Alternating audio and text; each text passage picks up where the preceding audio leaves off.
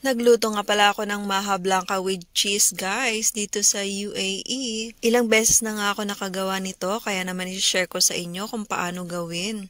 Sobrang dali lang kasi nitong gawin at saka madaling hanapin yung mga ingredients.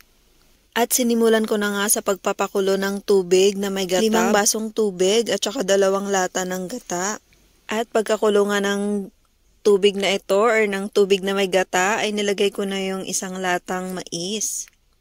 At sunod ko namang binuhos ay ang mixture na cornstarch at saka yung fresh milk at saka yung asukal na tinunaw ko sila.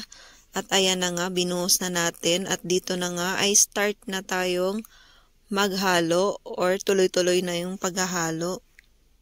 At binuhos ko na rin ang condensed milk na pampatamis at kung natatabangan naman kayo ay pwede nyo siyang dagdagan. Kung wala na kayong condensed milk, edi asukal na lang. At kung wala ka namang fresh milk, ay okay lang ang tubig na pang tunaw dun sa cornstarch at saka asukal.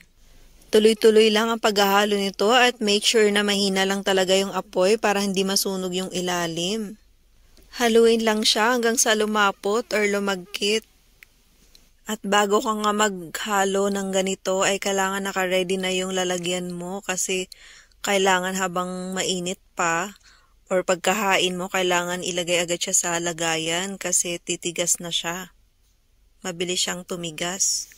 At ayan na nga, nalagay na natin sa lagayan at sunod naman yan ay palamigin natin ng konti para ilagay yung cheese kasi kapag nilagay mo siya ng habang mainit pa ay matutunaw yung cheese. So, nahirapan nga pala akong kayurin ang cheese na yan. Hindi ko alam anong brand niyan. Mas gusto ko talaga yung Eden cheese.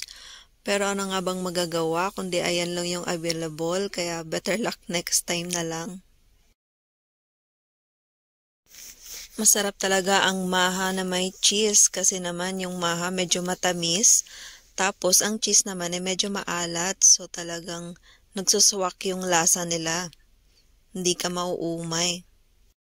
At ayan na nga, ready na yan to serve. Pwede nyo ring i-keep sa chiller para pwede siya sa the next day. Masarap, malamig, ganyan, pang merienda, pang kape, pang okasyon, o diba?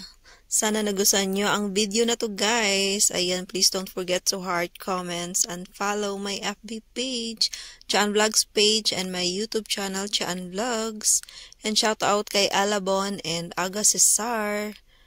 Thank you so much. Bye.